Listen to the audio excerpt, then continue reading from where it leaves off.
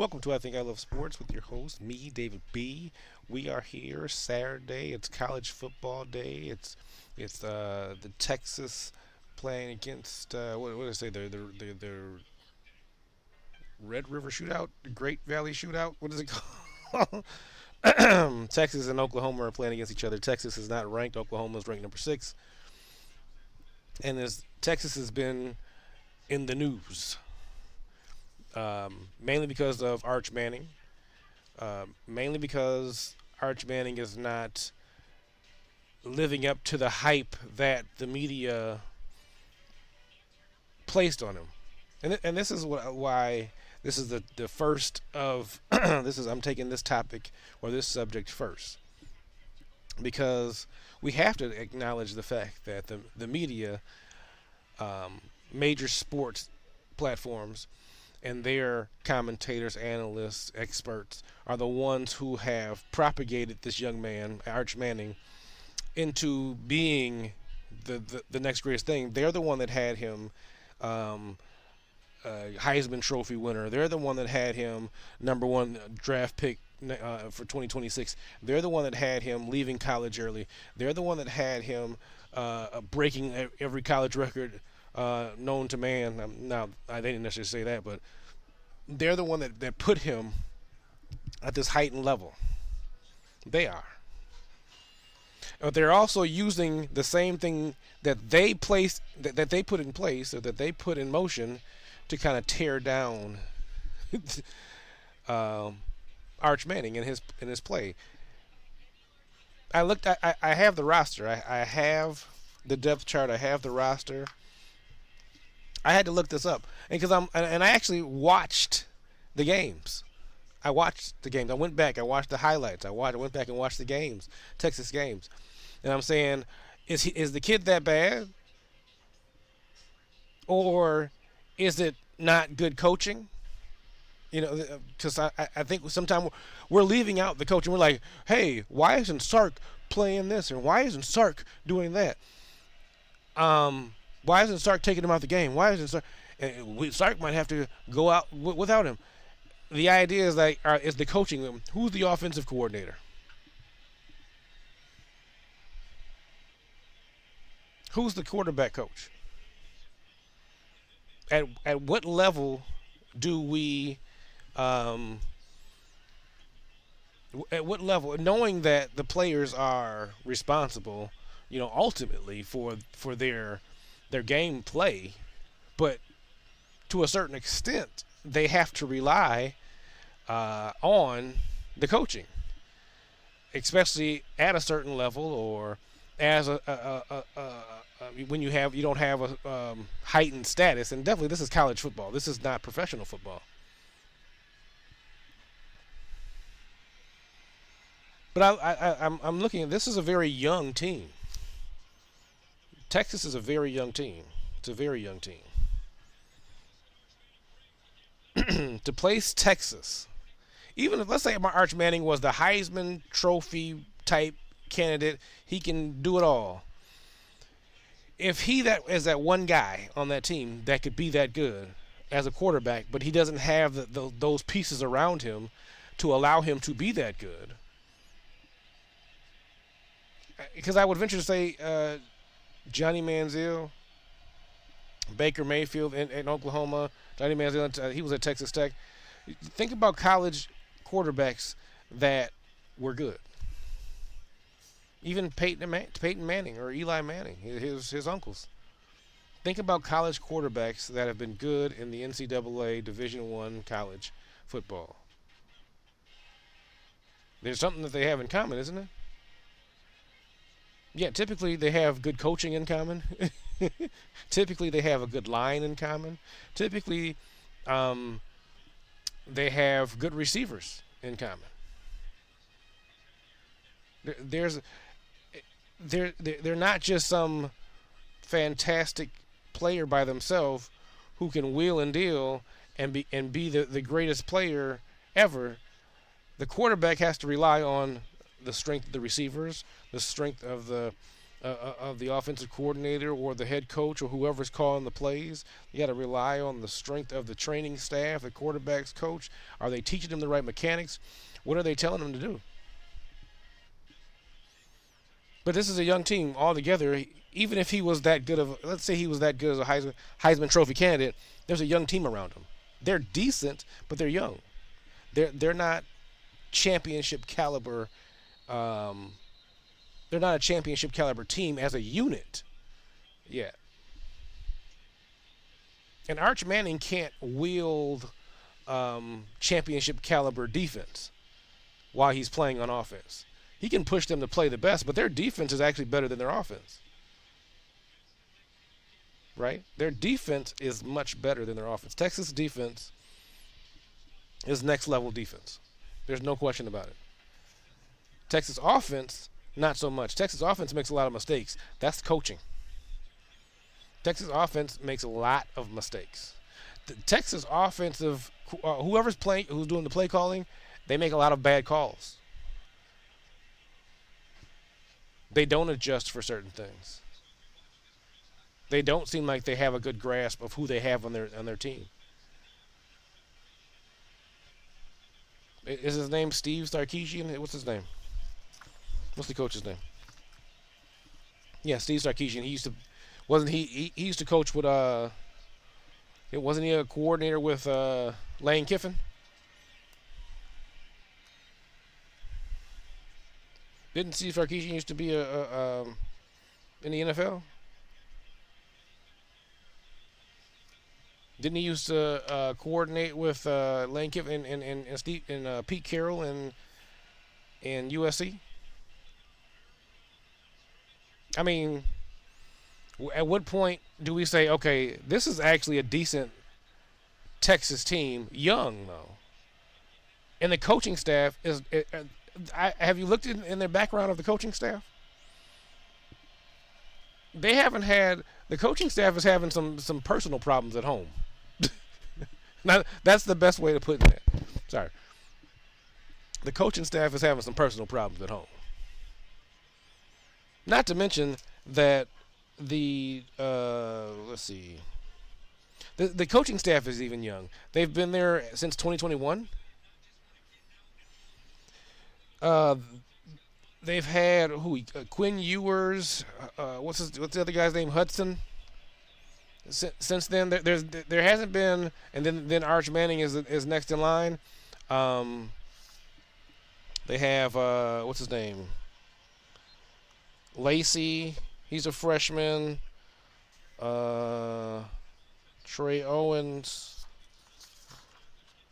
Caldwell. I believe Matthew Caldwell is the next in line. So there's six. There's six quarterbacks on the Texas roster. Caldwell. There's Arch Manning, who's a starter. You have two seniors behind him, Matthew Caldwell and then Joe Tatum. Joe Tatum is 5'11", 173. Not typically the size that most D1 colleges want to play, but he's a senior nonetheless. You got Matthew Caldwell. And then you have three freshmen, or there's a redshirt freshman, which he's a sophomore. But so you have Luke Dunham, Carl Lacey or KJ, Carl Lacey Jr., and then you have Trey Owens, who is the redshirt freshman. Three freshmen, two seniors, and Arch Manning, who's a sophomore. You have two seniors behind the sophomore. And then three freshmen underneath them. And I hear people I heard people this past week and these last few weeks saying they need to put the replacement in there. Matthew Caldwell? Is this who we're talking about? We need to put in Matthew Caldwell?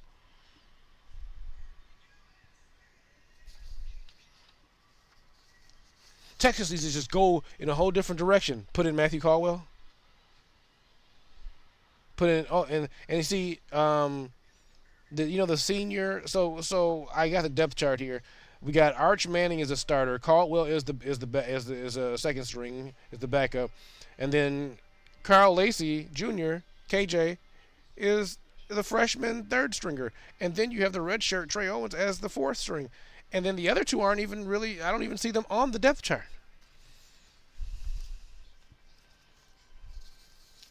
Who's Texas supposed to play again? Arch Manning's not their best option because he's not measuring up to what you claimed he's supposed to be. That you started all this. Well, I'm going to poke at the coaching staff. Texas has a lot of penalties. If you're not aware, they are penalty ridden. Their team. Let me pull it up here. Let me see if I can pull it up. I'm not going to pull it up on the screen, I'm sure. Penalties. So they're out as far as the teams that they've played this year. They are outpacing their opponents by 20. Like times two almost. They have 44 penalties. Their opponents have 24. This is their combined the combined 44 penalties for Texas, 24 penalties for their opponents. They're averaging a good running back's yard per game in penalty average. That's what Texas is averaging in up to today. Not counting today's game, but up to today's game, up to before today's game, Texas is averaging 76 yards a game in penalties. Is that the players or the coach? Does the onus go on the players or the coach? Or the coaches? You have co-offensive coordinators. I mean, how their staff reads is kind of odd, but I don't know if it's odd because maybe I don't read a whole lot of. I haven't looked at a whole lot of college staffs to see if this is normal. You have two offensive coordinators. You have two defensive coordinators. You have two passing game coordinators, whatever that is. I have to look that up. Maybe I. I don't know why you would need a passing game coordinator if you have an offensive coordinator. But like I said, I'm still learning a lot more. That as I study this and do this a little bit more, I'm okay with that. I'm okay. I haven't grasped a hold of that.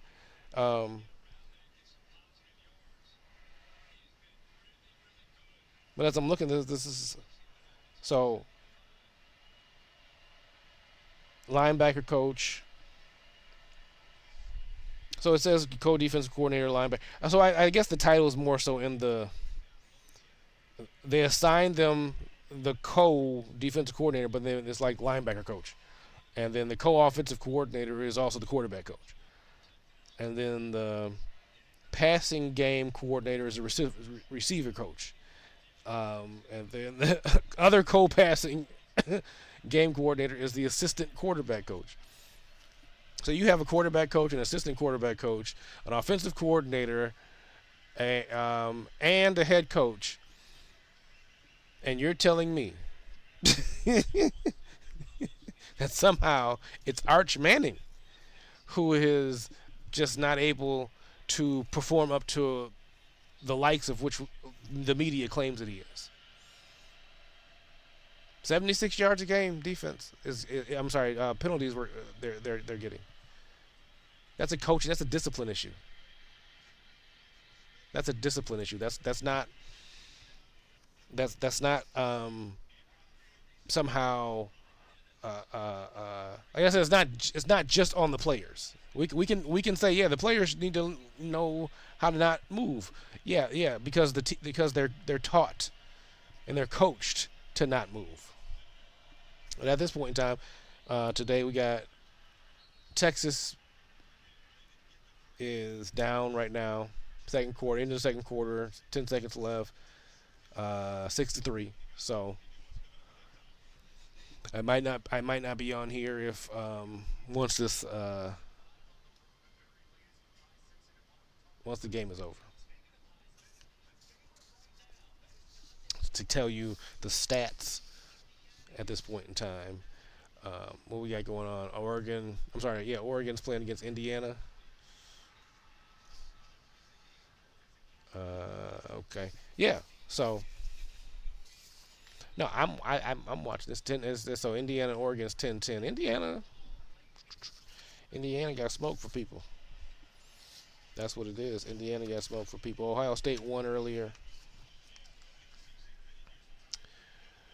I'll catch you up a little bit. Ohio State won earlier in the top 25. Um, Let me get you for you.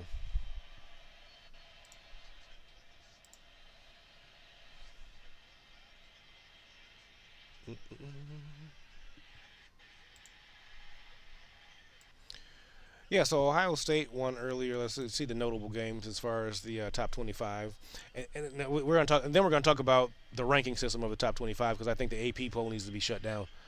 I just think the polls in general need to be shut down. We got into a playoff system. I really don't think the polls are necessary at this point in time, given a ranking of the teams. Some of these teams shouldn't be ranked. Some of them should be ranked. People are just keeping their favorites at the top. To me, I don't really think there's an actual formula.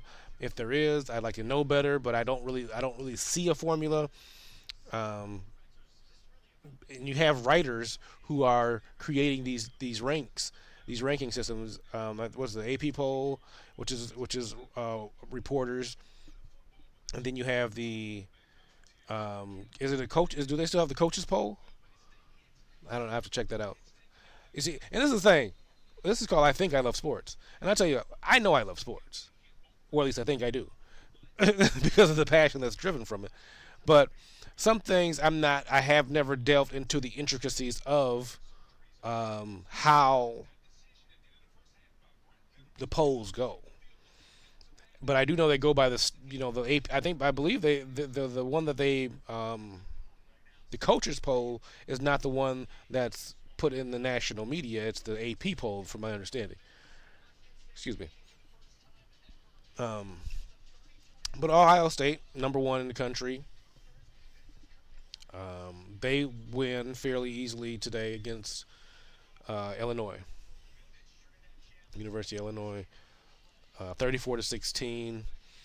Alabama some struggles, there down in Missouri, but they eked it out. Um, I think they caused an interception on that last drive. So Missouri played them tough. Alabama ekes it out and it wins 27-24. Ole Miss, I would say, Ole Miss worked hard for their money today, and they got one at home. They kept it at home, winning 24-21 to Washington State. Florida State goes down though. This is where people were talking about Florida State not being really as good as the poll might say they are. Should they be ranked in the top 25? And this is what I mean by the polls are kind of, you know.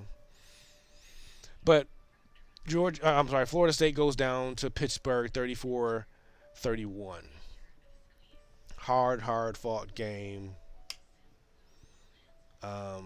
And then let's see, UCLA wins today against Michigan State 38-13.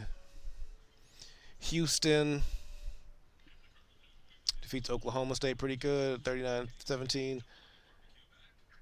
Yeah, and then we got a lot of great games coming up that are going on right now. Um, got Michigan playing USC tonight. We got uh, Arizona State playing Utah. Um,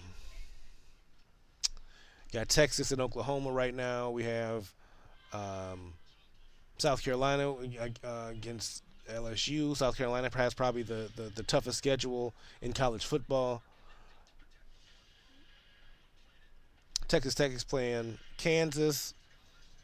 Um, yeah, Florida at Texas A&M. A lot of good games today. Currently, top 25. What we have left playing right now? Well, we got the Indian and Oregon. Oregon 3, Indiana 7. They're tied 10-10 coming into halftime. Texas is down in Dallas today at the Cotton Bowl. Um, Oklahoma ranked number 6. Oklahoma has their rank as a score 6-3. They're up on Texas. Tennessee is losing to Arkansas right now at the 10-7. Shortly at the kind of at the beginning of the second quarter. Georgia Tech, and I'm rooting for Georgia Tech. I'm really rooting for Georgia Tech. I'm rooting for Georgia Tech because people have kind of not given them a chance. I believe that Georgia Tech is the biggest underdog that's ranked in the top 15, 16. Georgia Tech, I think, is quietly going to be in the top 4.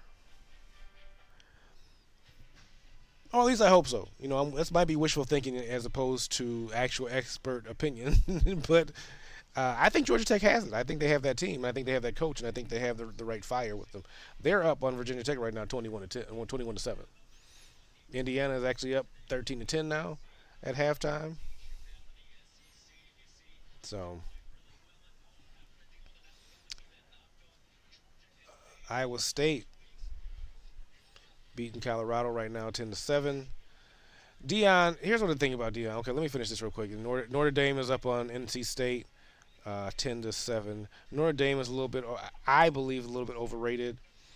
Um, but some would say Notre Dame has always been overrated. I don't believe that. Notre Dame has really good squads in the 80s, and I would say early middle 90s, and before they kind of started falling off to a certain extent, and they lost their coach, and I think the culture and the environment went down. Dion in Colorado, and people like to say, "Oh, well, Dion's just not, doing a good job in Colorado, or what's going on in Colorado, and why are they not performing up to what you would think that because it's Deion Sanders, right? He should be able to." And the idea is that the issue with Deion Sanders and his coaching staff, to my opinion, now this is only my opinion, Deion. Um, I believe their line is I believe their offensive line is not there. Their offensive line doesn't exist. And for what it's worth, and I know is Warren Sapp is the what? Is he the defensive coordinator, or is he just like the Is he the defensive line coach, or what is he? Let's see. Warren Sapp is really. They don't just have it. He's the defensive pass rush coordinator. What does that mean? These are are titles I've never knew about. He's the defensive pass rush coordinator. Is that different than the defensive coordinator? Oh yeah, it's the pass rush. This is the defensive pass rush coordinator. And tell me why that you need a pass rush coordinator as opposed to just a defensive line coach. Is that the same thing? Is a defensive line coach synonymous with pass rush coordinator? Is it just like a better? Does it sound better? Does it roll off the tongue better? Defensive pass rush coordinator, defensive line coach. Is it? It sounds better. I think, doesn't it? There's more words in there. That's pretty much all it is. I'm not sure, but you win the game in the trenches, and I know Warren Sapp knows that. And I'm not saying Warren Sapp is necessarily not a good coach. I'm saying that the Colorado Buffaloes are not winning the game because they're losing the trenches. Real that's that, and that's what it is. They're not going to win big games. They're not going to win against major teams at all because they're not winning the game in the trenches, and that's what needs to happen. What Deion Sanders needs to change. I know that I'm just lowly. I think I love sports, and two people might watch my videos.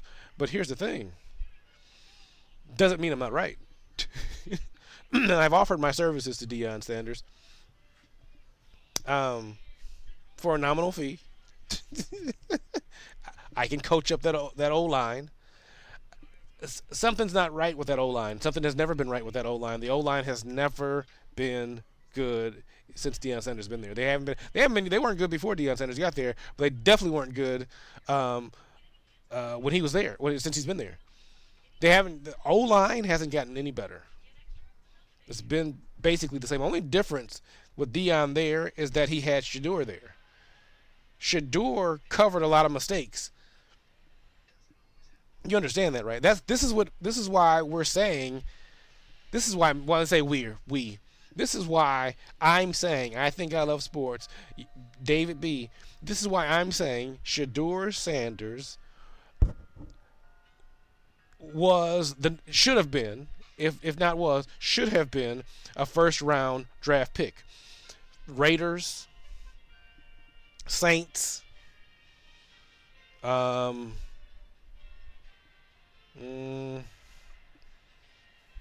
Bengals, and I'm not saying Joe Burrow is not good. I'm saying Joe Burrow is getting injured,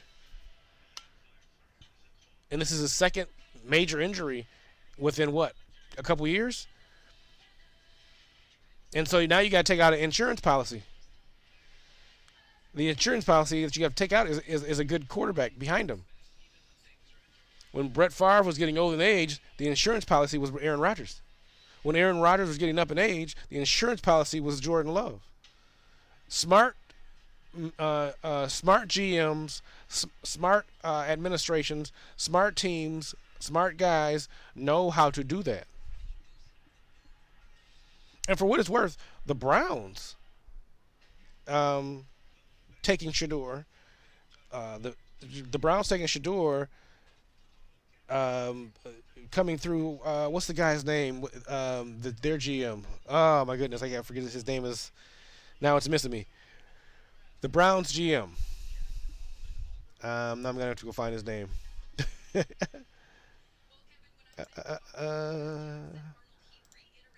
That's not it. But the Browns GM is not actually. He's actually a good GM. The the Browns. The issue with Shador Sanders is not the Browns' upper management. It's not the GM.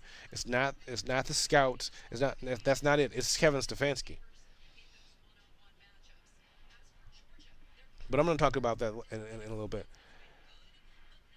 Dion, you were able, Mr. Deion Sanders, you were able to capitalize on Shador and Travis Hunter's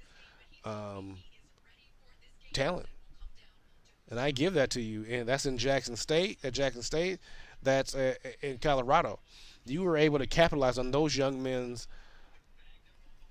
talent, and they covered you. They made you. They covered what was not good, what was lacking. Their talent, their ability, covered what was not what was lacking in your coaching staff, in the preparation, because they were able to go above and beyond. But you don't have those guys right now. So now you actually have to rely on good coaching. And you can't just give your friends jobs. And I mean, like I said, I'm saying things I don't want that to be taken personally. I don't want to be taken the wrong way. I'm just, this is me giving my opinion. I believe my expert opinion. And what makes me an expert is the love of the game. What makes me an expert is my ability to see what I see and know what I know. If I'm wrong, then I'm wrong. But if I'm right, You should listen. Just take a look at it. You're not able to cover what you were able to cover because of the talent that you had. That those two young men on offense made it look better, and you had somewhat of an average defense, but you didn't have. You couldn't win in the trenches. The offensive line, the defensive line has never won in the trenches, and you got to learn. That's the one thing that you got to have to be able to win. To be a dynasty, a championship dynasty team, you've got to have a powerful offensive line and a powerful defensive line to instill their will on the football field. Write that down. That's a bar.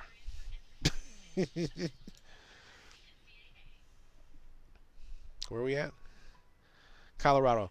Okay, so Colorado. Uh, so far today, 8 for 14. Like I said, there's nothing to say about that. I think I think that's enough about Deion Sanders and the Colorado, because people like to like kind of pile on to Deion because oh you're supposed to be so this and you're supposed, and I don't look at it like that.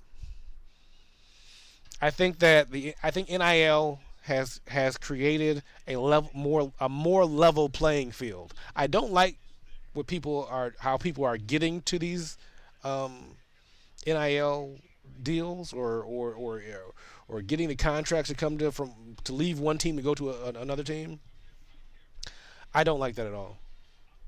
I'm Michael Irvin just had a rant this past week that I agree with pretty much all of it, if not all of it. There's some choice words he might have said that I wouldn't have used, but I agreed with the sentiment of it. Everything he said was completely on point. We do understand that, right? We are not able to touch the athletes. We are not able to the defenses are not able to do the things that they once were able to do. Offense can kind of do whatever they feel like doing. How does that translate into today's game now? Well, now you can't hit the guy when the ball is in the air. And when the ball is kind of on there, you got to be careful. You can't hit the guy below the knee. You can't hit the guy until after they catch the ball. There's you can't hit the quarterback. The game has changed in that sense.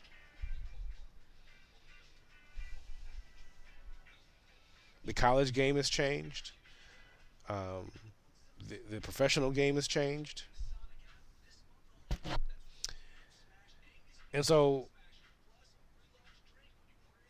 we have to adjust to how even to talk about the game in a sense. But we have a lot of people who come out and speak negative against those of the past or this person could have to get clicks and get people to like our stuff. I want to make a viral moment and say, yeah, I think a good viral moment is necessary. But this wasn't a good viral moment necessarily. But what Michael Irvin had to be said. Now I know I just completely went all out left field on that one because I do want to talk about Michael Irvin at some time today.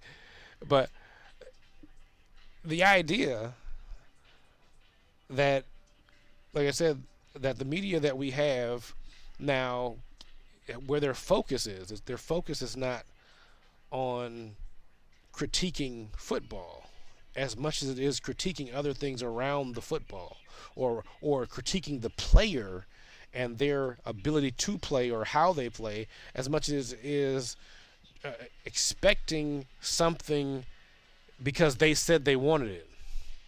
It's like a lot of fans.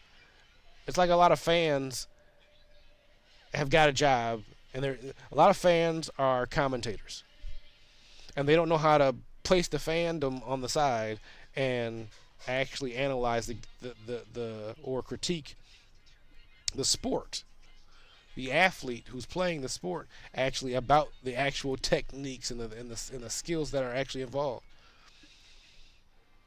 And too much is read into it about the stats. We're reading stats as if those are the stats are not reality.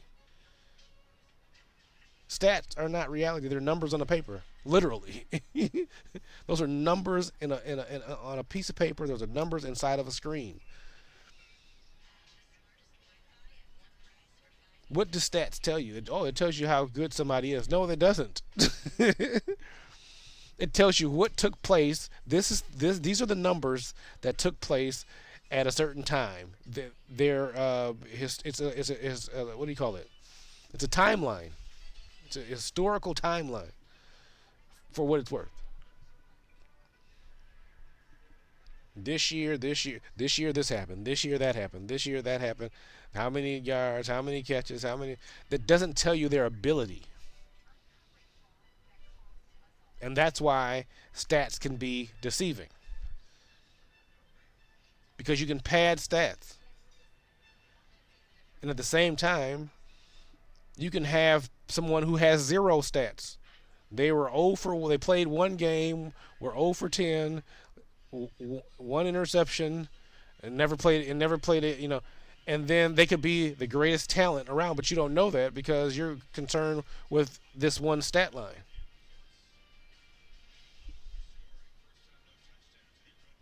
And so that's what we have to kind of get out of the mindset of that. I don't like that type of media training, and I definitely don't like going after the players like that, nor the coaches like that.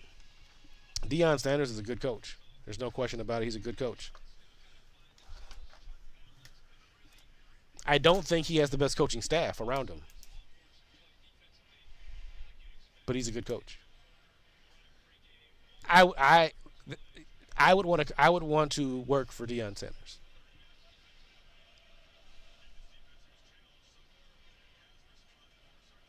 Everything that I've heard about Deion, I would want to work for Deion Sanders. Which is why, like I said, every time that I talk about him, I'm like, Deion, I'm available. I'm not sure what they make over in Colorado, but I'm willing to take a free house and $80,000 a year.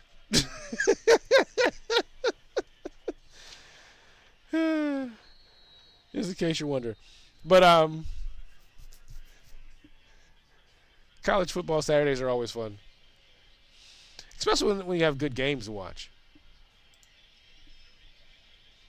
That's what it is. When you have good games to watch, it's always fun. Yeah, where did I leave off? I think it was everybody. I think I left off with Colorado and Iowa State because we were talking about Dion, but that's pretty much the top 25. Um, yeah, there's people playing later. Gonna watch my Georgia Bulldogs play. Finish watching my Texas squad play. My Minnesota squad, they're gonna be playing later. They got a homecoming today. College football is a little bit different feel than NFL football, but it's a little different feel and a little bit different level of excitement, but excitement nonetheless. And you got to kind of engulf yourself in there. Like I said, I've been down, kind of putting myself more into it since 20. I think we'll say 2014, 2015 is when I got back into it really tough. I had stepped away from all of it kind of when I stopped coaching and stuff like that. So I stepped away from all of that, and now I'm back in it. I'm like, okay, I just had to, sometimes you gotta step away, come on back. We love sports over here, at least we think we do.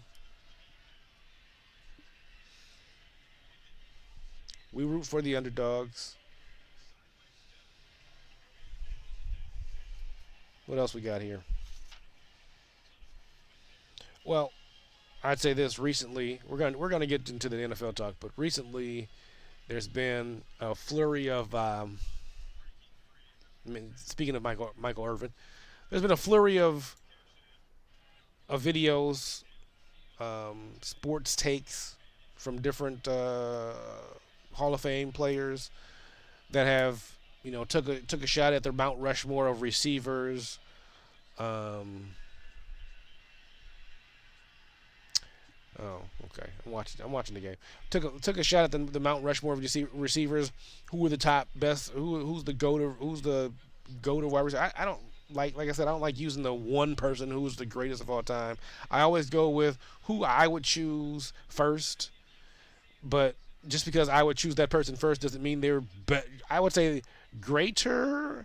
I don't know. I'd say the greatest of all time. I don't like using the greatest. So we're gonna say something like the greatest receiving core that I would choose. The top three guys. Excuse me.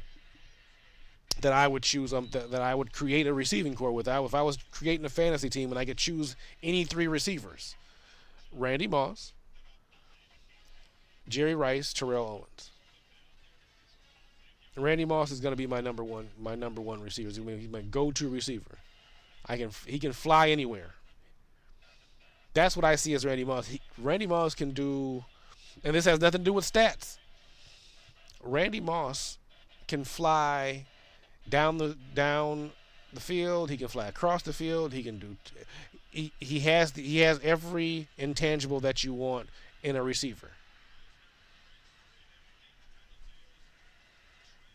He has every ability. His jumping, his leaping ability. He has the height. He has the hands. He has the speed. He's agile. He has the mindset. He has the intelligence as well. He knows what he's doing. To me, Randy Moss is the most talented wide receiver ever that I've seen, and he would be my number one choice if I was choosing. Jerry Rice would be number two. Once again, Jerry Rice has many similar intangibles. He doesn't have the height. I don't think he has the hops. Not the same. But everything else that Randy Moss possesses, I would say Jerry Rice possesses. They both possess that. Outside, like I said, outside of height and speed, I would say. I'm not sure if Jerry Rice is faster than Randy Moss. I can't tell because I don't know. I would have to see them race. I don't know if I know the 40 and all that. Go by the 40 combine or whatever. Doesn't matter. I think, like I said, Jerry's leaping ability is a little bit lesser than Randy Moss. Jerry's height is a little bit less than Randy Moss. As far as the things that you can see and measure, that's it. Hands are about the same. I would say the speed is about the same. I would say the ability to route run is about the same. The NFL, the professional football mindset, the ability to just play football, Jerry Rice has that as well. He has the intangibles and the tangibles. He's my second receiver because there's certain things, a couple of things, like I said, that he doesn't have that Randy Moss, I think, still excels past him. And those are things that you probably can see. Like I said, height and leaping ability. My third receiver, my slot receiver, my third down receiver, who I know is going to go get the ball to, Terrell Owens. Terrell Owens is tough. And here's the difference between Terrell Owens, Randy Moss, and then Jerry Rice, because Jerry Rice had Joe Montana. I say the best quarterback in the history of football. Joe Montana was the best quarterback to me in the history of football. Tom Brady is behind him. Now, who played? Randy Moss played a couple seasons with Tom Brady.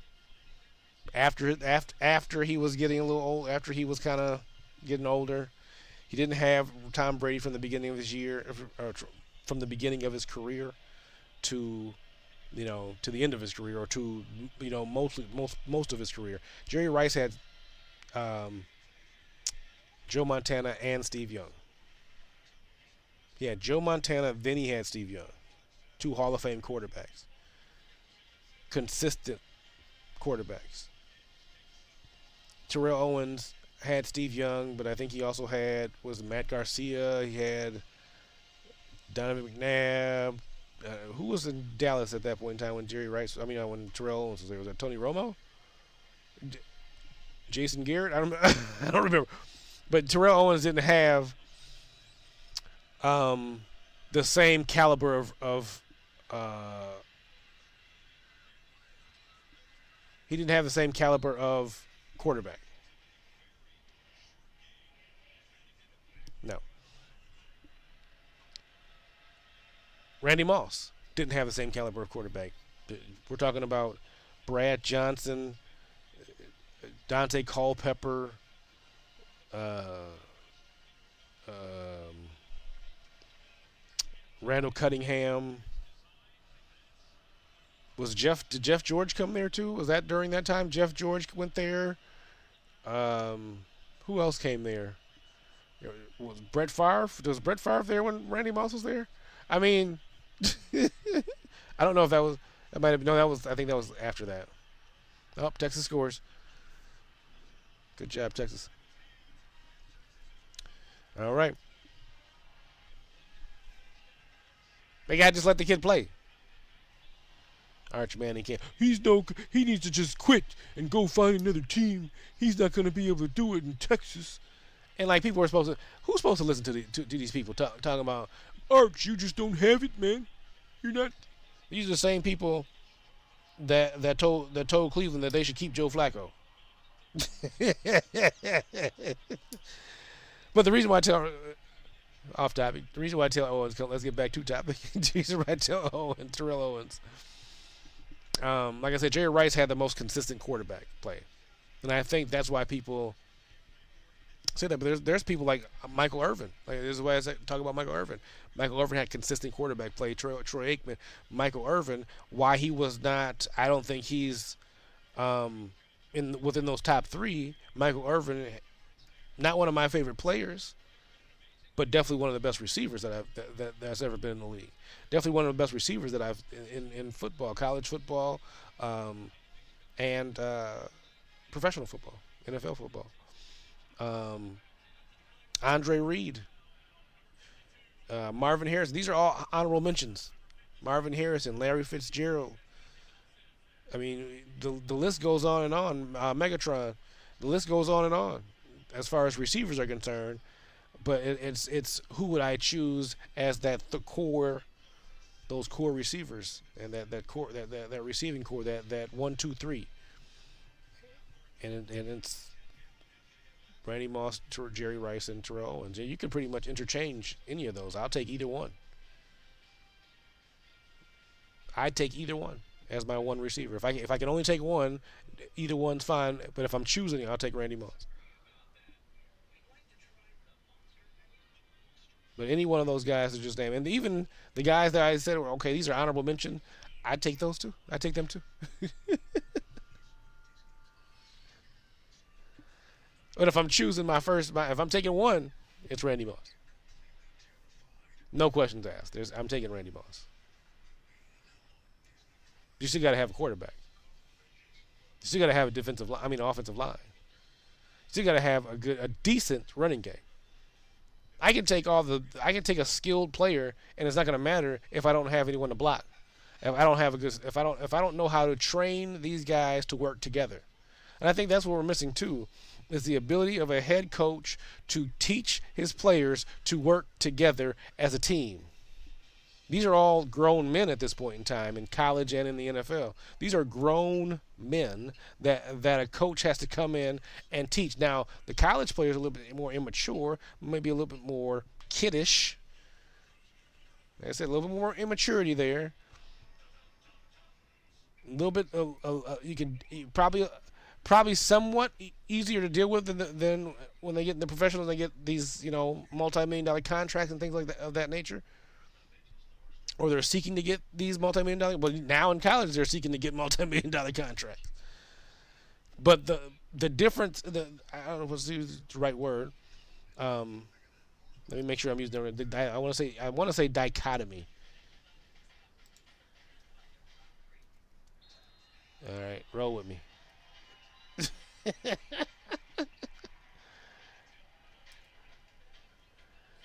A division or contrast between two things that are or are represented as being opposed or entirely different. Yeah. Sometimes you got to check yourself.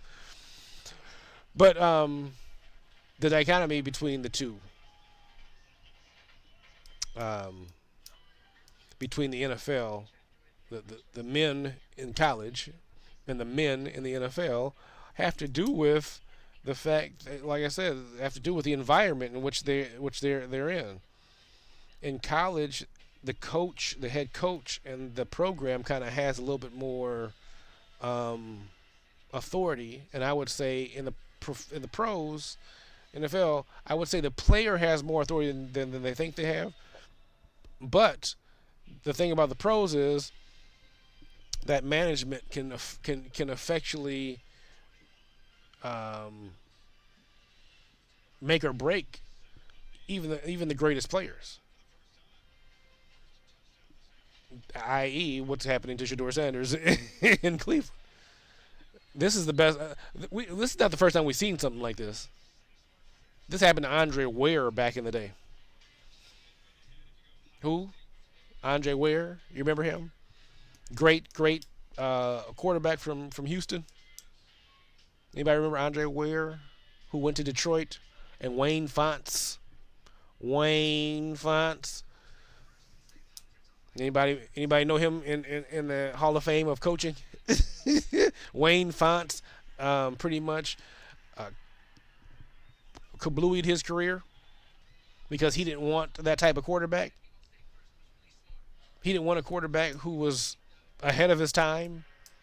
He wanted to force that quarterback to be a quarter. He wanted to force the quarterback. He wanted to force Andre Ware to be a basic quarterback, as opposed to taking what Andre Ware does good and creating an offense around him. That's what Wayne finds, and that's what they do in the NFL. And that's, like I said, this is how you take really good talent and you destroy it. Is that you say, I want you to play the way I want you to play, not the way you're capable of playing. I don't want you to be the best that you are at everything that you can do. I want you to only be good at one thing, and then the one thing that I need you to do that I want you to be good at.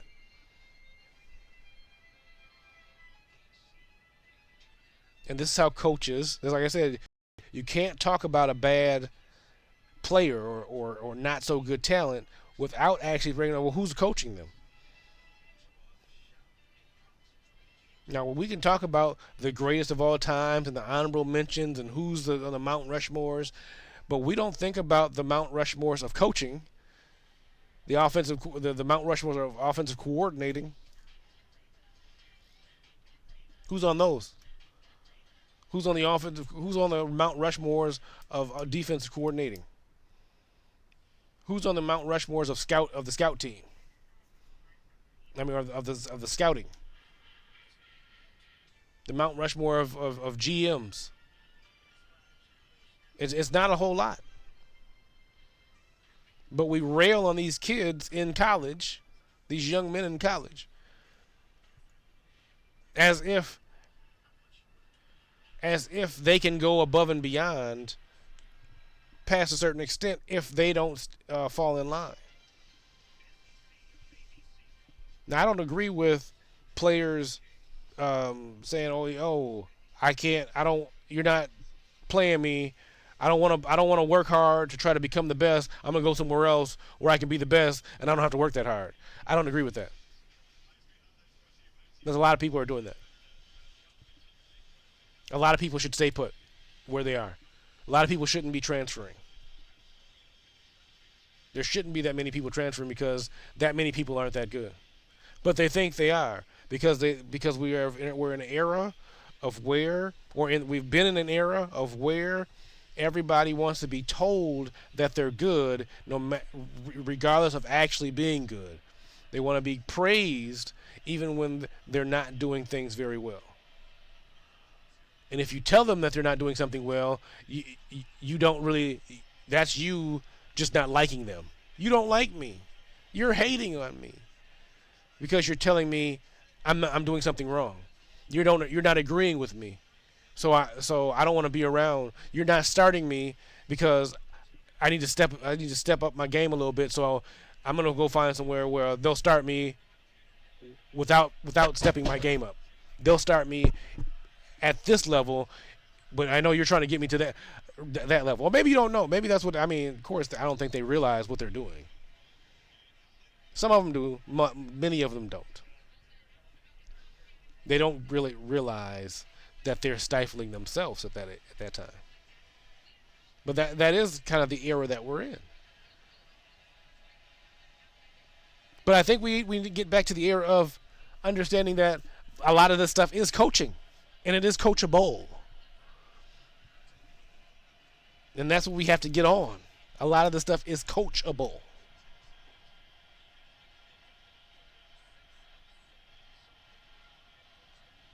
We have to recognize what is coachable, what is not coachable. That's what makes the opinion of the expert to me an expert opinion. I can come in and see, oh yeah, that's a good player. He just needs to be coached in this way or this way or this way. Oh no, that's a good player. He just needs this, and that. A lot of players are a lot of these players that you see in Division One, especially in the NFL, are very good players. But it's all about the system that they're in, as well as their passion and persistence.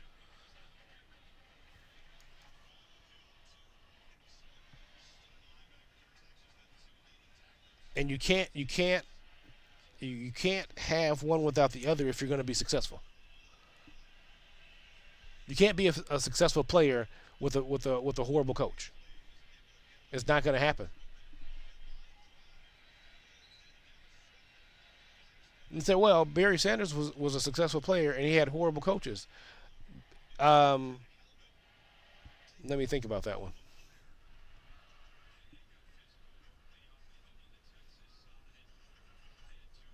Interesting. His success as a so here's what I can say. You can be successful individually, but you won't be successful in the mindset in the confines of the actual team. You won't get the championship accolades. You won't reach the achievements of champion with with a bad coach. I think that's the better way of saying it.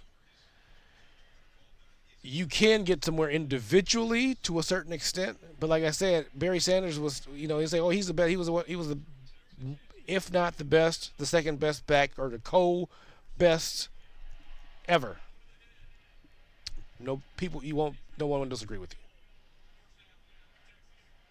Barry Sanders took the Lions to places. Those Lions teams were garbage.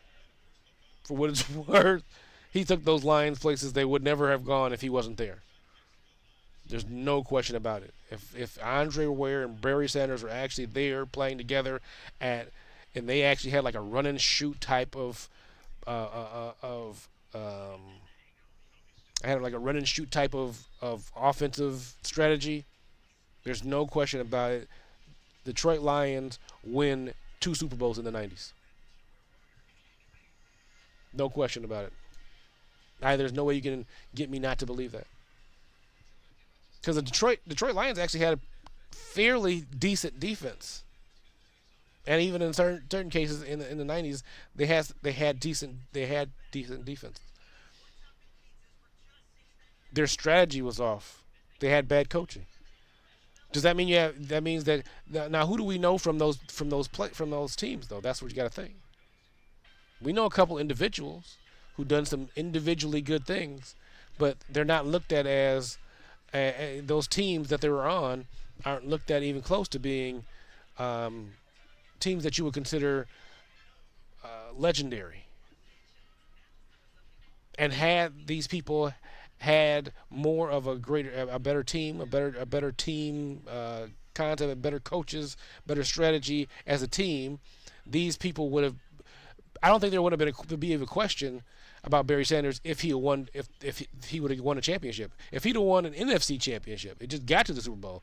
If they would have got to the playoffs or to the NFC championship game every year and lost, he would there'd be a different level. I'm saying for him. That's all I'm saying. But like I said, individually, you can be good, but you won't be considered. Deion Sanders is considered the greatest of all time, not just because his ability to play corner, lock down a whole side of a field, which he did, but his team won. Because if he just stayed at the Atlanta Falcons and never won anything,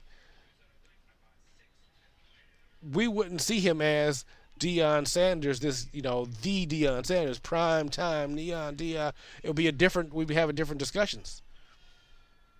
I can guarantee that if he doesn't go to San Francisco and Dallas and win those Super Bowls, we wouldn't be having the same discussion about Deion Sanders. Outside of the fact that yes, he could be considered the greatest of all time as at the cornerback position. However, you can't lock him in too because if he never won a championship, you have a hard time saying, oh, "Okay, well, but he never won." Does that take away from him? Does that take away from his ability? No. That just takes away from his legacy. That could have happened if you didn't have a coach who didn't know what the heck they were they were doing. And that's like I said, that's what you have here sometimes. Is coaches, and we don't call that out as much. We don't call out the coaching. We look at the players and say, well, this player should. After, yeah, I'm getting on the media. After these guys, um, after these guys play these games, and you look at all the mistakes, you look at the quote unquote stat lines, and you look at the penalties, uh, you look at the negatives. Look at what they didn't do. Look at what they didn't accomplish. That's how you look at it as a coach. Look at it as an overview. Okay, how many drops do you have? How many fumbles? How many missed handoffs? How many late snaps? How many delay games? How many penalties did you have? Penalties period. How many offsides? So you start looking at, okay, what is it that we're not doing? What is it that we're not doing? And as experts of the game, we should be looking at it as like, do you see what they're not doing? But we take that, like I said, we just like I said, let's like Texas today. We're gonna look at Arch Manning and say, Arch Manning, he should be. And there are people who complain about Arch Manning. He just doesn't have it. He just doesn't. Knock it off. It's a ridiculous thing to say. The coaching staff doesn't know what they're doing right now. They have a young team, and they don't have any direction. That's it. It's a young team. They're a decent team. They don't have the right direction. There's too many people talking. There's too many people talking. There's too many people that have something to say. There's too many people who are trying to give critique. I'm talking about in Texas and Texas University. You have the head coach. You have an offensive coordinator. You have a co-offensive coordinator. You have a quarterback coach. And you have a assistant quarterback coach. That's 5 people. And who are they agreeing with one another? It doesn't look like it. It look like one's telling them to go left and the other one's telling them to go right. And so you have to kind of, I think, critique it in that manner, as opposed to just saying, is the guy playing? Let me look at his stats. Let me look at some highlights, and then I'll say something about it. And it's deeper than that. Much deeper.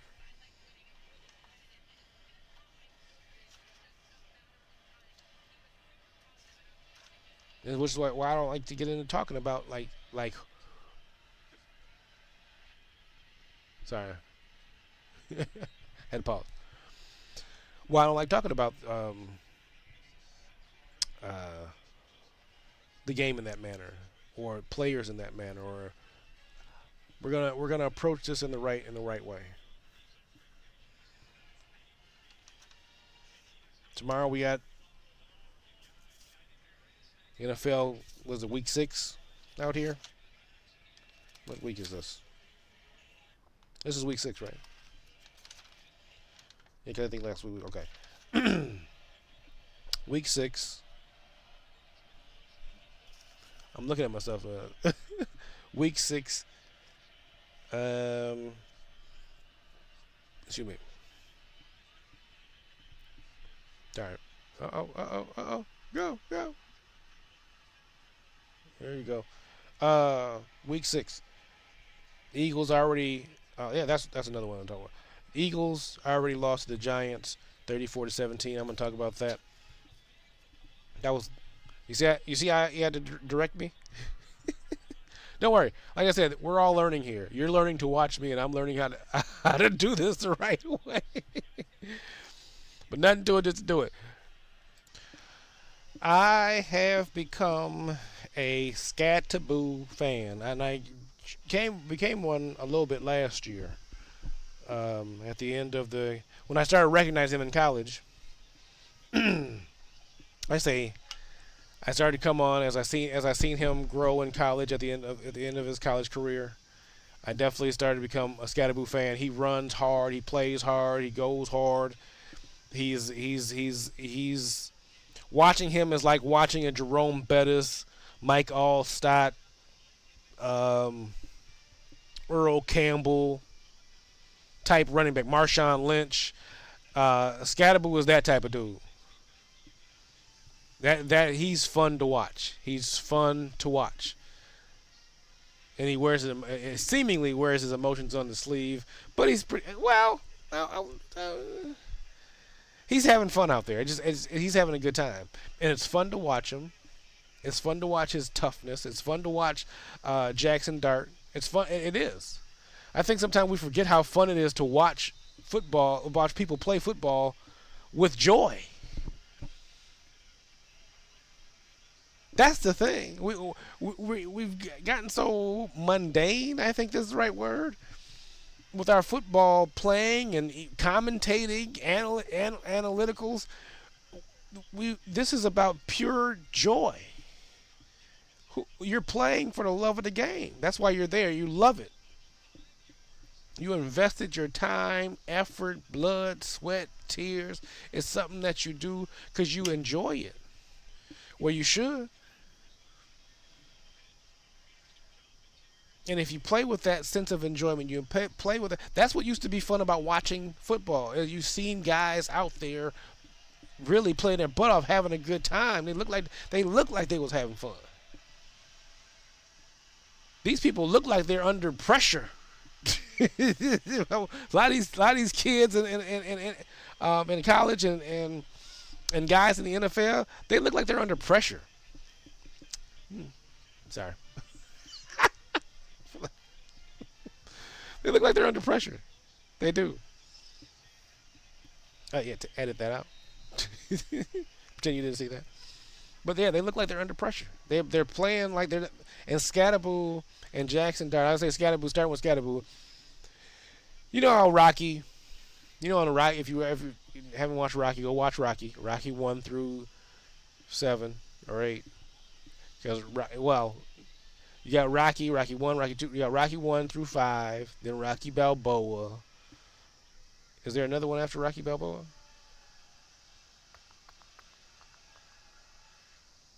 And then you got the Creeds. Okay, so I'm thinking there's 6 Rockies.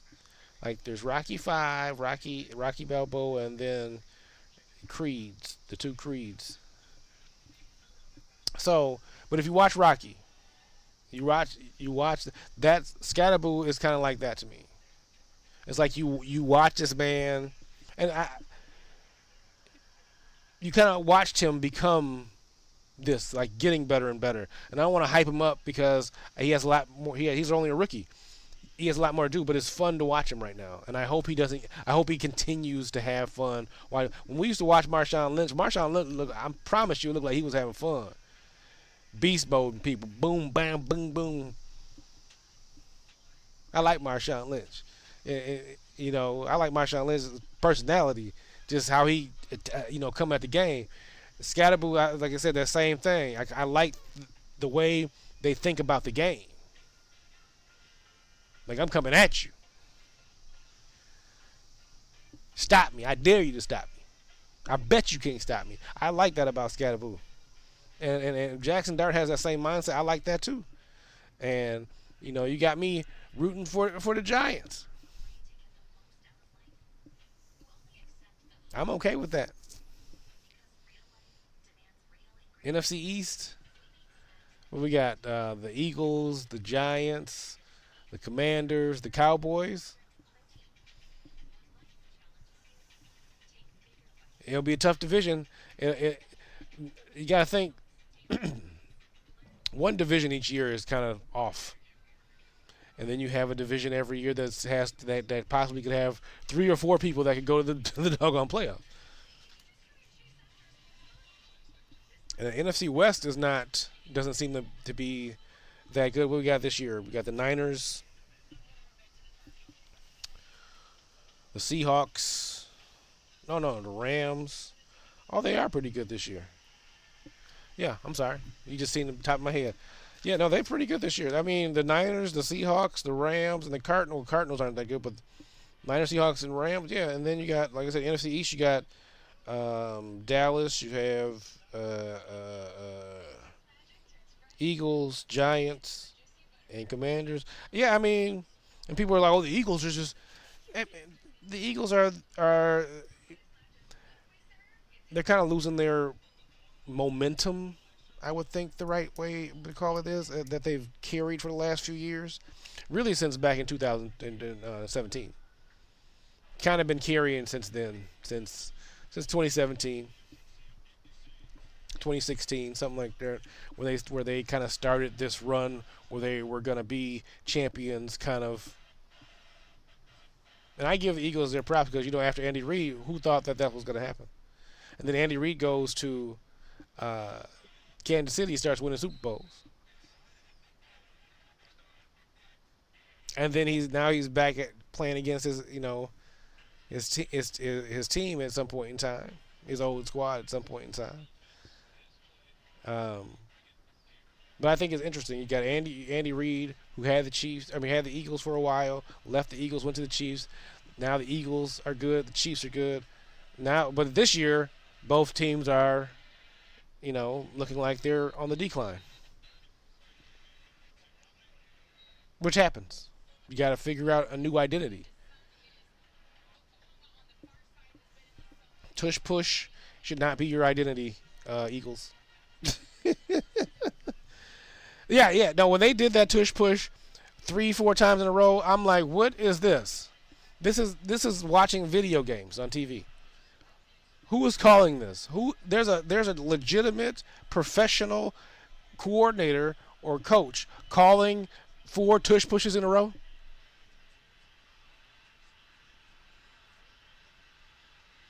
That's like me playing, like I said, playing Madden with my brother. Or playing Madden with my I don't have a little brother, but playing Madden with somebody, because my brother wouldn't do that even in Madden. That's like playing Madden with somebody who ain't no good. I'm just going to keep doing the same play over and over again and get 2 yards, 3 yards, 6 yards.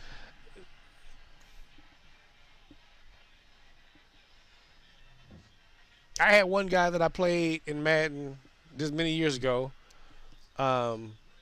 And we played each other probably 20 times before I beat him every time, right? He finally beats me one day by 1 point or 2 points or something like that. And he never played me again after that. He said, nope, I ain't playing you no more. I'm never playing you again. I finally beat you. And it's like, the Eagles have the mindset of that right now. It's like they're just trying to do the one thing that they know that they can excel at, and that's the tush push, which is silly. Why do you? Oh, interception! Texas, damn! Let them know. Let them know. They said y'all ain't got it. That's what I'm saying. Any given Saturday. No, there's so much to talk about these past. There's so much to talk about in sports lately. This past week or so, definitely. Well, it's pretty much always is, but um, you have the Shador Sanders debacle. And you say, what's that? The Shador Sanders debacle. Yeah, that's clear. Um, Kevin Stefanski doesn't want to play Shador Sanders because he don't want to play him, even though he's more of the uniform guy that you would want for a Stefanski uh, offensive scheme. Can you make some sense out of this? He actually is the prototype for the quarterback for the scheme of Kevin Stefanski. Now explain to me why you wouldn't want a guy who is the prototype of the offense that you designed. Oh, there must be something that they're seeing that we're not seeing. No, there isn't. There isn't. There is not. In fact, Baker Mayfield was there. 2020, when Kevin Stefanski won his first Coach of the Year that he shouldn't have won. I think Kevin Stefanski is the most overrated coach in the history of football. Yep, you know how people like to talk about Bill Belichick. Kevin Stefanski has won two Coach of the Years for the Browns. And like I said, he's only been Coach of the Year because he's coaching the Browns. And because they won 11 in 2020, 11-5. They didn't win the next year after that. And I think the year after that, was it 2021? Or wait, no, 2023. They won 11 again. Something like that. So it's like whenever if the Browns have a winning season, Kevin Stefanski's going to get Coach of the Year. Why? Because it's the Browns and they shouldn't. Oh, why are they doing this? They had Baker Mayfield at one point in time. Who did they have in Who did the Browns have in 2023?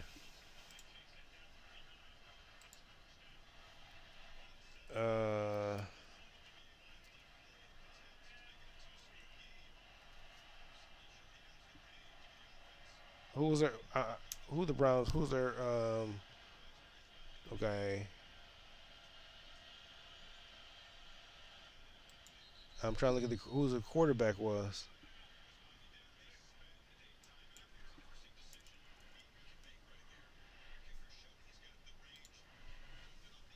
Oh, Deshaun Watson. Oh, okay. He was injured and replaced by Joe Flacco that year. Okay, that's right, and that's where the Joe Flacco came in. He was on the. That's right. He was at home, and he came in 2023, and they did their thing a little bit, and then they got Kevin Stefanski. They made him look like he's like some type of offensive guru. But if you're good in 2020, you're not in 2021, in 2022, and then in 2023 you're good again, but in 2024 you're bad, and 20 like that's not consistent. It's not consistent. And you had a Baker Mayfield there. Why would you let him go? Like I said, there's something going on in Kevin Stefanski's offense or in his regime that's not making sense right now. It's not adding up. And once again, it's not adding up to the idea that he should be Coach of the Year twice. Based on these. Oh! Missed the field goal. But Texas is still winning 13-6, man. Y'all still up 11 minutes ago, fourth quarter.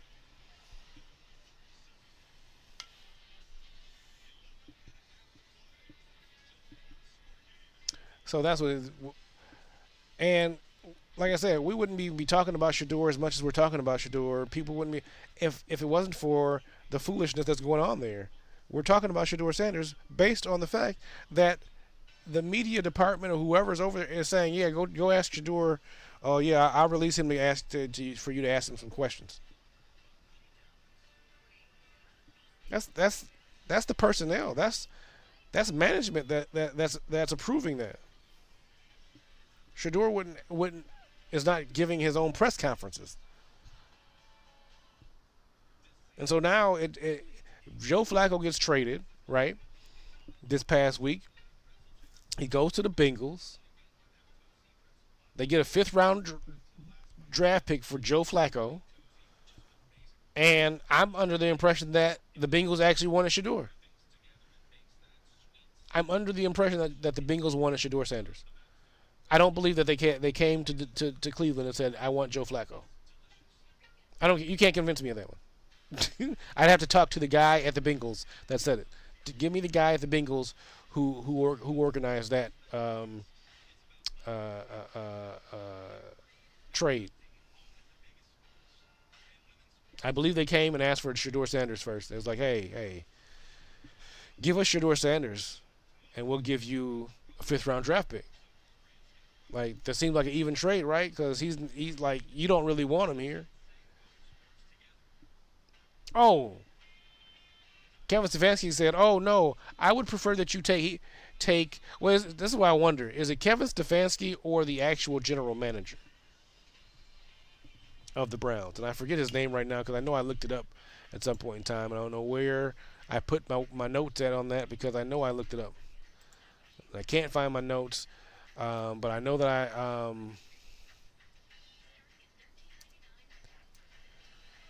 Andrew Berry. That's it. Andrew Berry.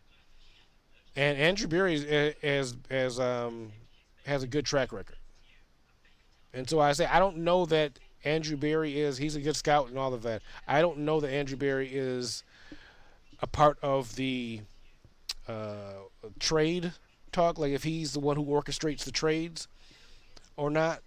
I don't know if he just tells the people that you should select and shouldn't select and puts it up there. I don't know how that works exactly in that organization. But Andrew Berry has been a part of picking some of the best classes in since he's been a part of NFL.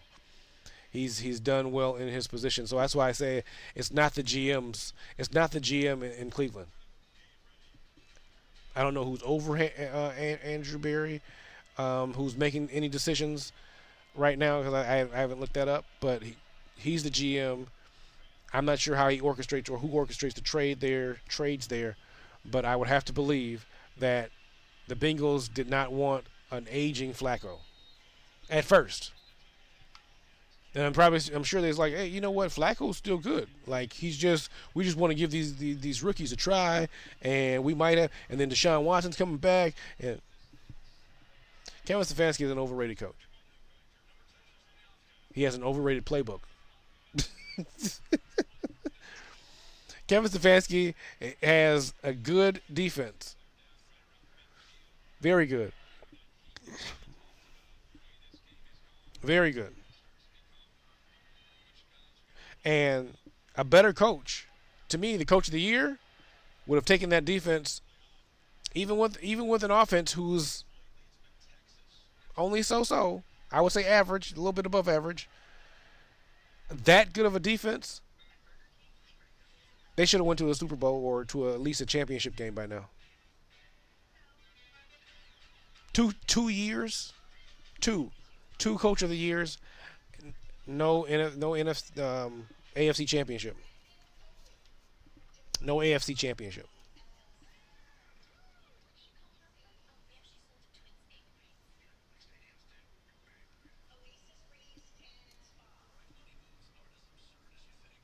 The coach has to get the players up to play. You have the players there.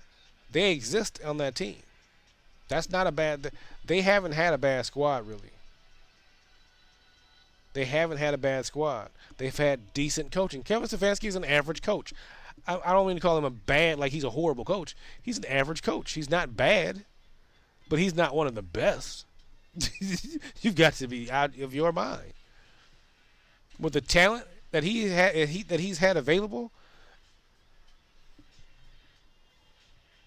Well, but you're playing against the likes of Lamar Jackson and Mahomes and Josh Allen and the Bills. And no, I get it. I get it. You've had the Steelers, the Ravens, um, the Chiefs, the Bills. These are all AFC squads that have, you know, ran down on Cleveland. That they be running down on Cleveland. Who else you got? The Bengals at one point in time. Well, no, not the Titans. The Texans were actually had a couple years there. So the AFC has been pretty strong, but the Browns defense has actually been one of the best defenses in the last 5-6 years. So I was pretty much since Myles Garrett's gotten there. But that's what you have to think about it. Like, think about what I'm saying about the O line and the D line. That's where the games are won and lost. That's where the games are won and lost. That's where the games are won and lost. Like, I got to keep repeating that. That's where the games are won and lost.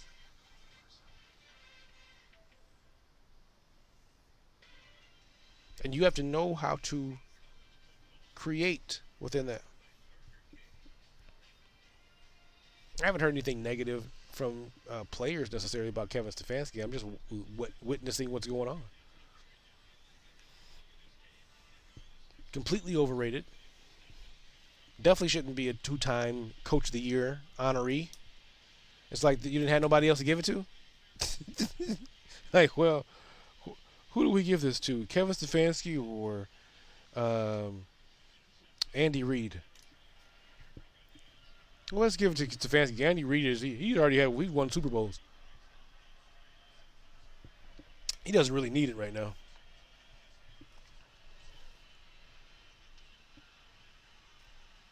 Uh-oh.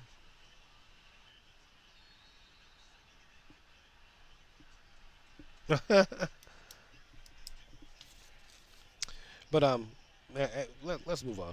We got the Broncos playing the Jets.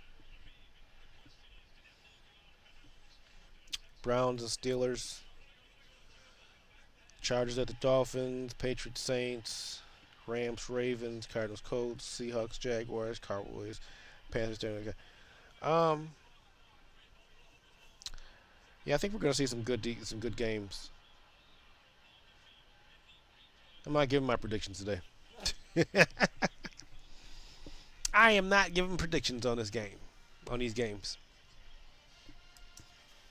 I can be honest and tell you, I'm not good at predictions. I've always pretty much been 500 or maybe a little bit more, maybe a little, like give or take, like a little more, a little less, anytime. Like, but I've pretty much been 500, 50-50. That's pretty much been my average of a lifetime.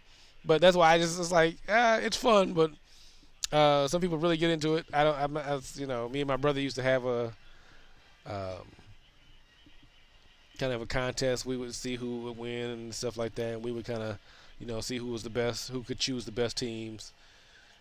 So that was always fun. Um, Broncos, Jets. Yeah, like I said, I don't want to predict that. I don't want to predict any games this week. I'm gonna take a day. I'm gonna take a week off of predicting games, and mainly because I just want to watch for a second, and then I'll figure everything else out. Sorry, you got me watching. I'm watching the game. Texas is over here whooping up on Oklahoma. Still winning 13 to 6. Fourth quarter.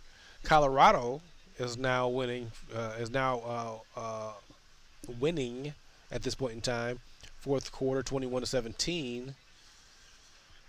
Who's Colorado playing again? Are they playing a ranked team? Oh yeah, Iowa State. Yeah, yeah, yeah. Colorado. Uh oh. Might as well score. You might as well score. You might as well score. You might as well score.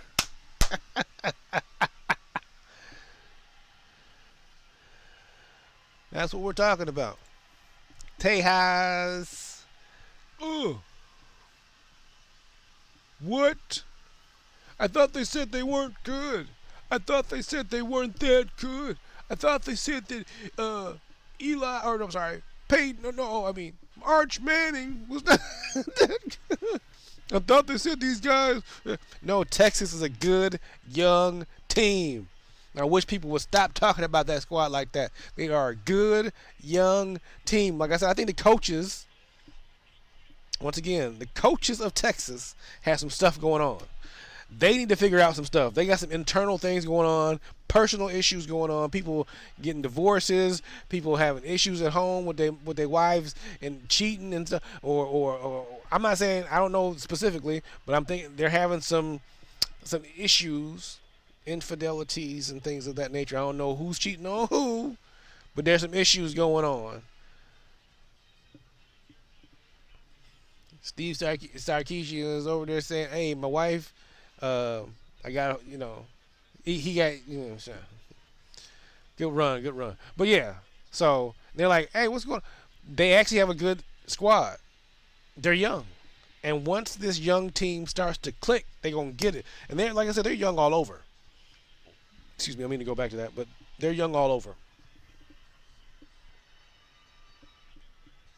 We're going to get into more of the games of the NFL tomorrow while the games are going on tomorrow.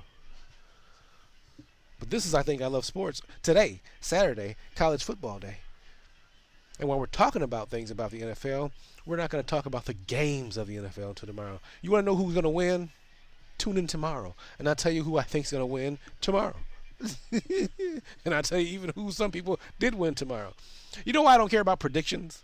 I tell you, there's a reason why I don't key on predictions as much, because it really doesn't tell you that I know what I'm talking about. There are people who can predict things who don't watch the sport. There's people who can predict things who don't even enjoy watching football because they like to bet. They enjoy betting. They enjoy gambling. Another thing that I think is an issue. But we're not talking about that today. I think gambling's an issue as it pertains to putting it on the national platforms, international platforms, to be a thing. I don't think it should be mentioned. Yes, it can happen, but it shouldn't be talked about. It shouldn't be. You shouldn't have shows. I know I just said I wasn't going to talk about this. I'm gonna be done after I say this. You shouldn't have shows mentioning odds, the gambling odds of things. I think that takes away from the sportsmanship of it. But a lot of people choose. This is why I say a lot of people choose their picks based on the odds, and they can be right many a time, which is very crazy. Which is why people say, "Oh, must be rigged." It doesn't take a whole team to rig a game in football. It just takes the right people. Just like in basketball, it doesn't take a whole team to point shave or to rig a basketball game. It just takes the right people. And this is why I don't like the odds being on TV or being publicized or anything like that. We shouldn't even be speaking of gambling odds. Keep them where they're at.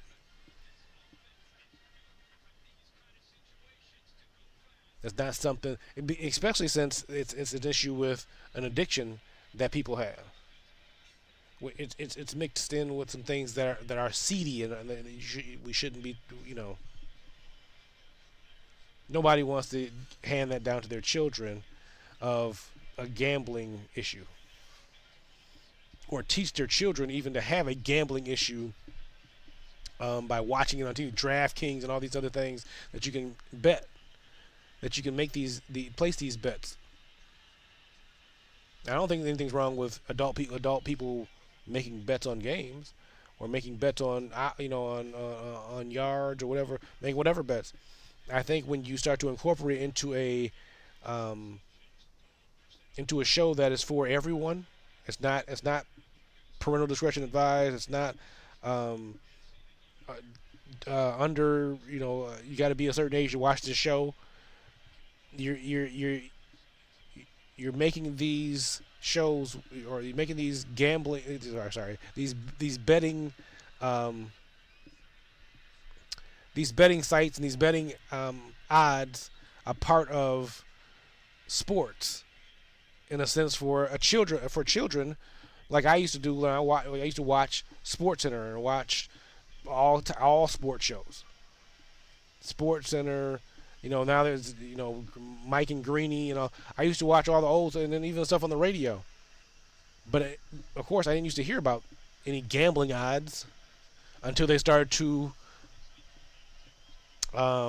make them more available to the public, based on the fact that they were legalizing gambling across, kind of across the nation as it pertains to sports betting,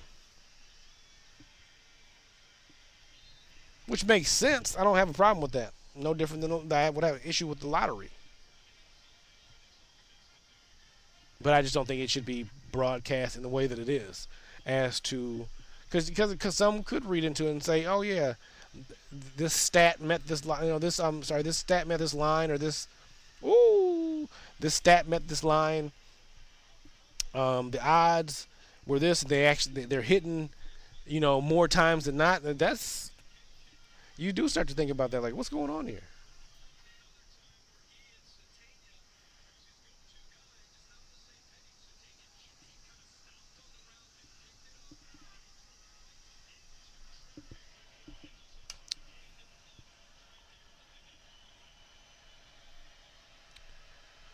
So just good job, guys. Good job, guys. Yeah, I'm multitasking. I'm watching the game, and I'm talking to you, and we're having a good time. And the George and Georgia's playing after this at 6:30, right? Yep. Georgia's playing at 6:30. We got them in an hour. That's what we want to see. So now Joe Flacco is playing in the. Joe Flacco is starting for the Bengals. Uh oh. Uh oh. Uh oh. Uh oh. There we go. Well, I think it's interesting. I don't know. Joe Flacco doing poorly in Cleveland. It's like, yeah, okay, I'll take the guy who just lost 1 out of 4 games. I'll take that guy. Yeah, I don't know what's going on in the NFL at this point in time as it pertains to quarterbacks and what I would say that there is something afoot that is not right. But we can always say that. All of us at times to say, if it's not my team, if it's no, I don't have a specific. I don't have a specific team. I root for who I like.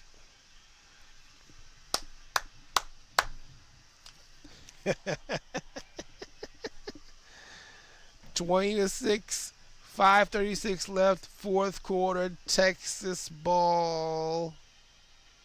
Turnover on 4 downs. Bump it up, a bump bump. Defense is showing up today at the right time. This is what I mean by these ranks. These ranks, these having these ranks next to these teams. I think they're silly. I don't think we should rank teams until the very end. No, the end of the year. That's when you rank the teams. You don't rank the teams while they're playing. I don't think that's right. I think you rank the teams like at the end.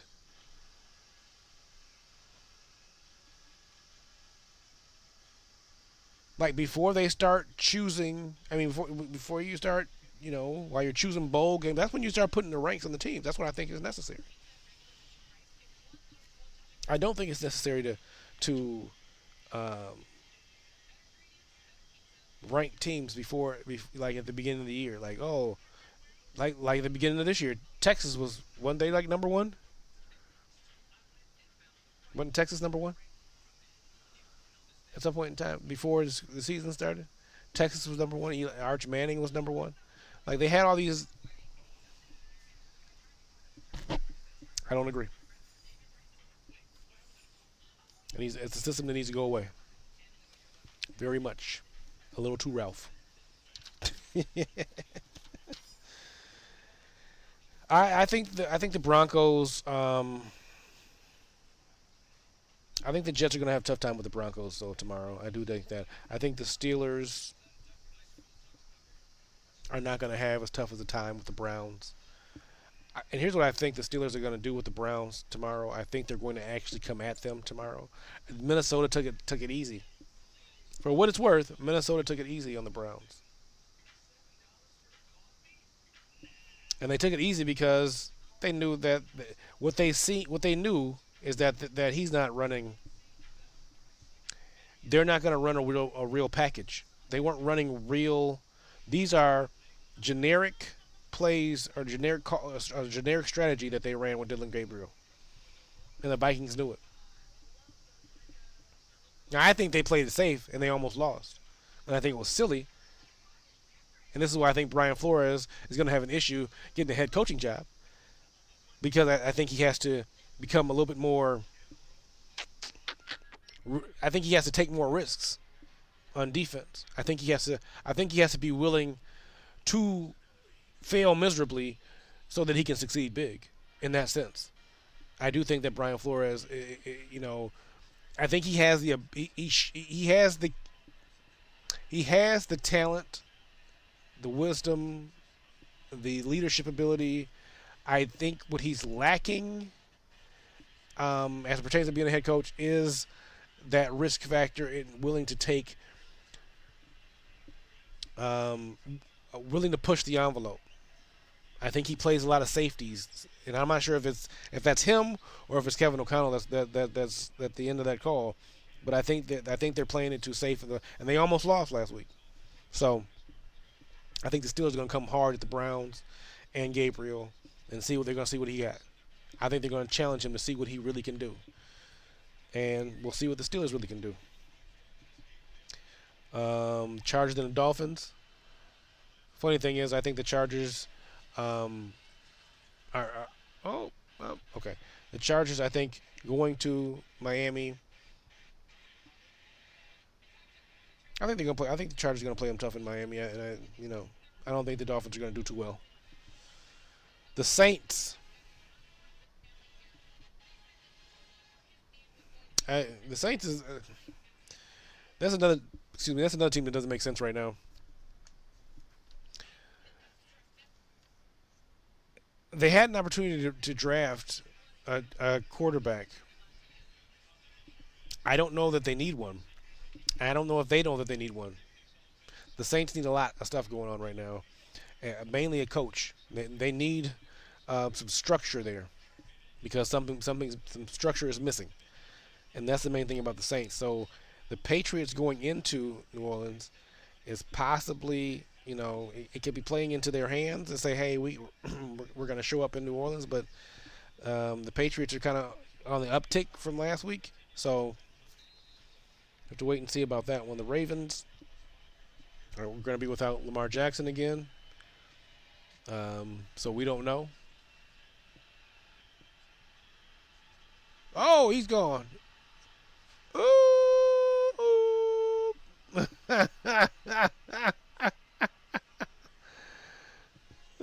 Good job, boy. Um, the Colts, I think, are going to be challenged tomorrow, but I could be wrong. They're playing against the Cardinals. Yeah, the Ravens are going to. I probably have a tough time with the Rams tomorrow in Baltimore. I think Jaguars are doing some good things, and I think that they have to incorporate Travis Hunter a little more. And I think if they incorporate Travis Hunter a little more, he's going to show you some exciting things because he actually is a very great athlete. And I think as long as they start incorporating more of that Jaguar offense, they're young and they're very athletic, and they're like I said, I'm ready to see that. Um, the Panthers and Cowboys just sound like the most boring game to watch tomorrow. The Panthers and Cowboys sound like the most boring game to watch tomorrow. We got the Raiders and the Titans, uh, two teams that are in colossal failures right now. Who knows what's going to happen? This could go either way. Raiders and Titans. The Buccaneers at the 49ers. That's going to be a very, very good game, I think, because Baker Mayfield has been playing lights out. But you also have a 49er team coming in that's ready to kind of solidify their they're trying to solidify their position in the NFC West, to let people know that they're for real. I like Kyle Shanahan as a coach, very good coach. Learned a lot from his father, Mike. Um, Whenever I would play Madden football, I used Mike Shanahan, and then when Mike left and Kyle came, I used Kyle Shanahan's playbook because I think they have some of the best. I think their playbook, as far as offense is concerned, is some of the best around, um, as it pertains to Madden football. We're having fun about that. Packers and Bengals. I think the Packers are gonna, kind of bounce back this week and kind of do something a little strong. And then the Bengals gonna give Bengals a little bit of a tough time. The Chiefs and the Lions. That's gonna be an interesting game. That's going to be a very interesting game because that should have been the Super Bowl, right?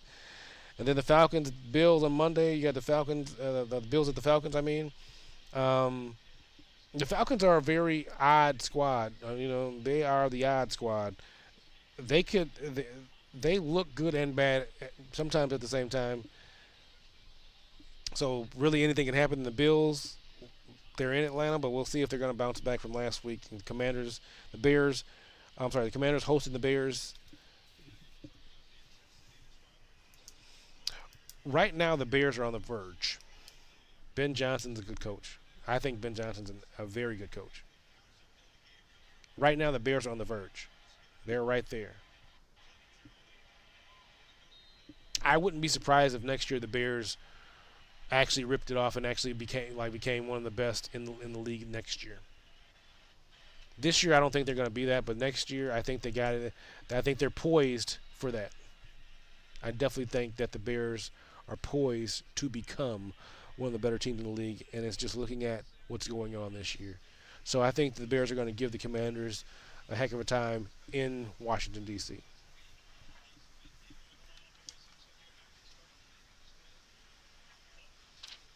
Heard me talk about it earlier with Michael Irvin, and I think I'm going to talk about this before I close up shop. But you heard me talk about earlier with Michael Irvin going off on the podcaster from, I believe the show is called Facts Over Feelings. And the podcaster earlier, I don't know if it was tonight or today or yesterday, but he finally responded to Michael Irvin and saying, "Oh man, I wasn't trying to say it like that, and I really was trying to give you your props and your respect, and you just took it the wrong. He took it the wrong way. It's fact over feelings." No, Michael Irvin said the right thing. Michael Irvin said all the right things. All of the right things, and he took it in the right context. Every person would have took it that way. Because what people are tired of hearing is that, how are you going to say, well, Deion Sanders wasn't fast enough? Deion Sanders, I would want to see him guard guys like from today because they weigh, they're different. Like, they're not different. They're not different. Whose rules are we playing by? Are we playing by the 90s rules or are we playing by these guys, by today's rules? Are we playing by the 80s and 90s rules? Where you can actually get laid out? I recently just seen a video of Steve Largent getting a forearm to the chin, just getting knocked out. People used to get knocked out, smooth out in football. I don't think people understand that. On purpose, people would, boom. Dennis Smith, Ronnie Lott, Steve Atwater, Joey Browner. These people would lay receivers smooth out. And I'm just talking about guys from the 80s and 90s. If you go back to the 60s and 70s, they was really laying guys out. So to say something like right, if you're fast, you're fast. What generations don't change speed. like like Usain Bolt ain't fast because somebody else ran the same amount 10 years later. How is that not? How does that make sense?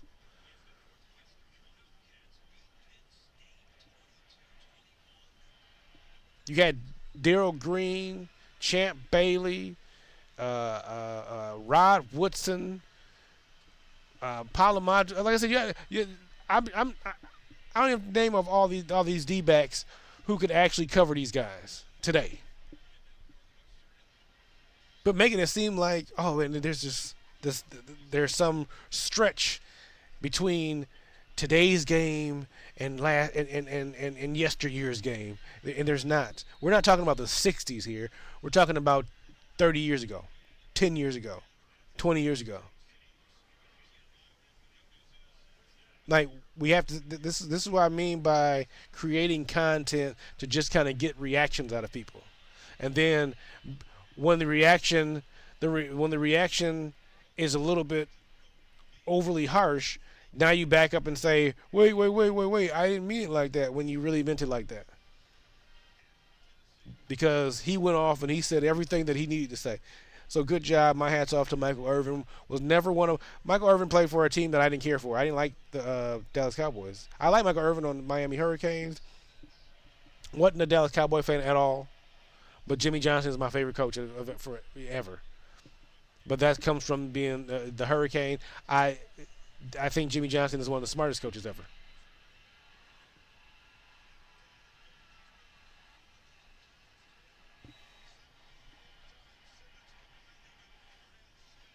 That being said, Michael Irvin, like I said, I'm not a Michael Irvin fan. I wasn't a Michael Irvin fan.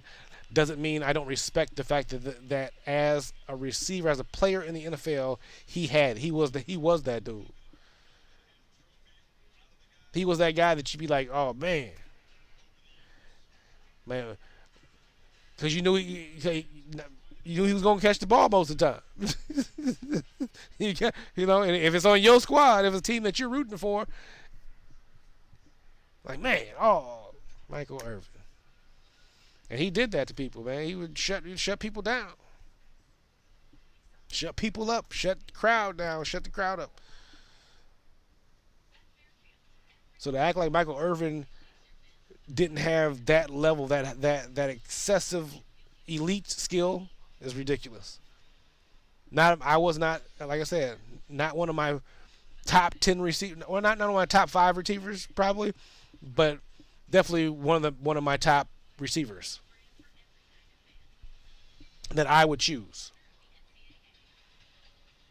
Not sure if it'd be top 5, but definitely top 10 probably receivers that I would choose yeah, no questions about it. And he's probably, like I said, he's to be mentioned with any great with any great receivers. You can't leave out Michael Irvin in the great receiver talk. Like I said, there's 3 guys that kind of to me are in the upper echelon. That's Randy Moss, Jerry Rice, Terrell Owens, and then you have everybody else, who all the other receivers, many other receivers who are you can kind of, Michael Irvin, Andre Reed, Marvin Harrison. You got people that you can Megatron, all this that you can put up there.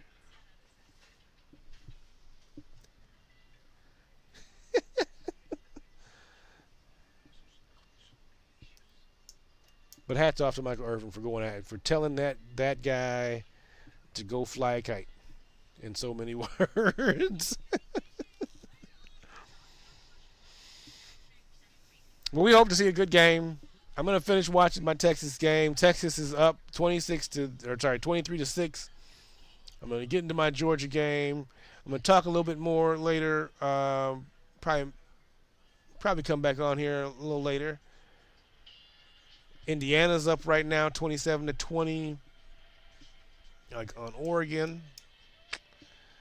Tennessee's only has a 3-point lead against Arkansas. Colorado is now up 24 to 17 against Iowa State with almost 2 minutes left.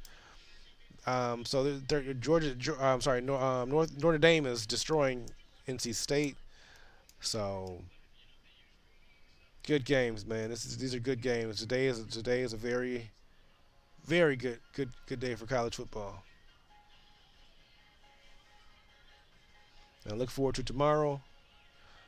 I'm expecting Texas to win today, 23-6 right now, and I hope they're going to hold on. And looking forward to my other squads holding on today. Georgia coming in today, hoping that they go ahead and put Auburn down in a very bad way. And excuse me, I hope that University of Minnesota, I'm hoping that they destroy Purdue. That's what I'm looking forward to. But I think everything I said was on point. We're gonna wrap it. We're gonna put a nice little bow around it, and wrap it up, and say, hey, this is episode 4. You don't like it? Too bad. Like, subscribe, comment, state your woes. Oh, you just shouldn't be. You shouldn't be doing it. Blah blah blah. You're no good. Well. And I'll see you tomorrow. That's how you do it. Because I love sports. Or at least I think I do.